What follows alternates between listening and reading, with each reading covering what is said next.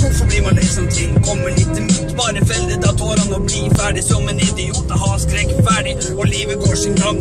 Det var en kule dag, men du sier det ikke pang. For jeg vokser på det mindre, og nå skal jeg bli større. Mamma prøver for å feile, og feile for å tørre. Om du vil ha en jente som du prøver å få, så ikke bare sitt med tanken og bare la henne gå. Jeg var en gang en player, så prøvde meg på alle. Nå er litt grann tilbake, men vet hvordan jeg skal falle. Jeg lar meg ikke skremme, bare si det som det er. Der du blir sittende igjen, og du får ikke være med. Hvorfor skal man bry seg om hun ikke er din venn? Gå bare 2 skritt tilbake, og så prøver du på nytt igjen. Jeg midt på det rene, jeg er single og fri. Om jeg leker mer enn nu, så har det ingenting å si. Jeg sover best alene, og trenger ikke fler. Hør sliter med det jeg gjør, og med har jeg ikke ser. Jeg ligger på bunn der, dagene som hiv. De dagene er ikke bra nok, de dagene uten liv. Når jeg møter mye motganger, tar det ikke til meg. Jeg bærer det alene, og tar det bare til deg. Jeg prøver å snakke, men du skjønner ikke greia. Så jeg går bare videre, flere skritt på ville veier. For morgenen er jeg våken, livet en prolog. Jeg går ikke videre, men det går alltid et tog der jeg kan hoppe foran og forsvinne fra ferden.